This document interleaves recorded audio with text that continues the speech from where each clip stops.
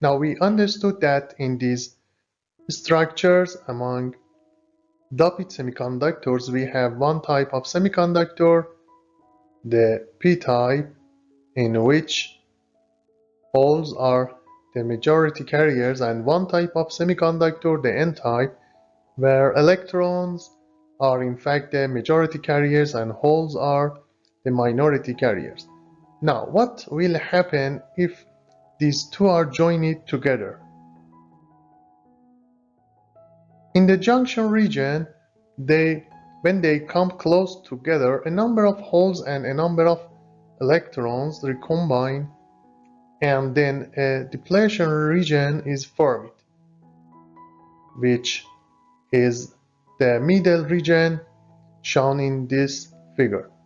Now, on the right hand side of the depletion region, what do we have? A number of pentavalent atoms that have lost one electron because their electron went and filled one of the holes. And on the left hand side, shown in blue, a number of trivalent atoms that have lost a hole. So as a result, in this region, a kind of positive and negative charge exists on the left and right relative to each other. So we expect that within the void from minus x sub p to x sub n, that is the depth of penetration into the n region toward the p region, because that is the depth of penetration into the n region and into the p region, an electric field is formed, which is usually denoted by E sub gamma, directed from the n region toward the p region. Because these green colored atoms, the pentavalent ones, have lost an electron, so they carry an approximately positive charge. The trivalent atoms have lost a hole, so they carry a negative charge. So from positive to negative, the electric field, that is E sub gamma, exists, and this field in fact creates a potential difference across this region. So E sub gamma leads to a voltage called V sub gamma, which according to the relation of electronic physics can be calculated from this equation. V sub T is called the thermal voltage equal to KT over Q, where in this relation K is the Boltzmann constant with a value of 8.62 times 10 to the power minus 5 electron volts per degree Kelvin, and T is the temperature decrease in Kelvin. So by joining an n-type semiconductor with a p-type, such a structure is formed. Consequently, at room temperature, we can carry out the calculation for V sub T. It will come out equal to 25 millivolts. Now, let's place the PN junction under forward bias. We have established that a depletion region exists, and E sub gamma directed from N to P in fact prevents the majority carriers from passing through this junction.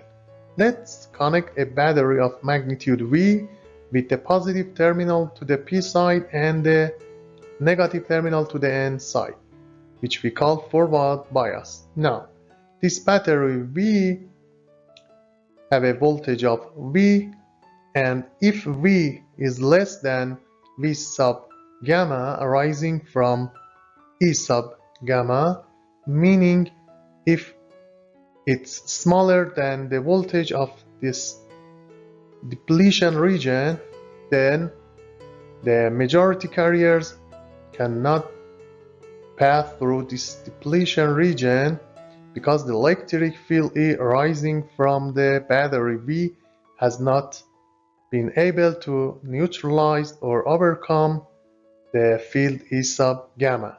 So, despite of the forward bias, no significant current will be produced.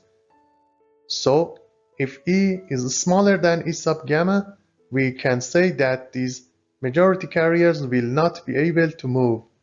As a result, we can say the current is approximately zero. But now let's consider the case where V is greater than V sub gamma. In this case, E can neutralize E sub gamma, and in this case, the majority carriers can pass through and produce a current. Current I appears in the circuit and the width of the depletion region shrinks. This current I is shown here. I is now non-zero, but here it is assumed that it's only slightly larger, meaning V is a bit larger than V sub gamma, and the current produced is relatively small. Now, if the battery is much stronger than V sub gamma and produces a field much stronger than E sub gamma, we are faced with a flood of current from the majority carriers where holes move from left to right and electrons move from right to left. So the current will be very strong and the width of the depletion region will become much narrower. In this case, I is non-zero and grows rapidly. So as a result, we expect the current to be much larger than in the previous state in which V was slightly stronger than V sub gamma. Now, we place the PN junction under reverse bias. Now here we need to examine the minority carriers. Under forward bias, we had to examine the majority carriers. Because here the bias is reversed, it's the minority carriers that are able to move on both sides. Well, let's assume that here we place a battery in such a way that the minority carriers can move. Now, what happens to the width of the depletion region? We are increasing it because the field rising from the battery assists the field E sub gamma, so the width of the depletion region increases, and a negligible current arising from the minority carriers here flows according to the direction of the field. So as a result, a large field is created here in the middle, and in this case a very negligible current, call it the reverse saturation current, denoted as I sub S, flows through this junction and appears in this system. So the reverse saturation current arises from the movement of the minority carriers on the reverse bias.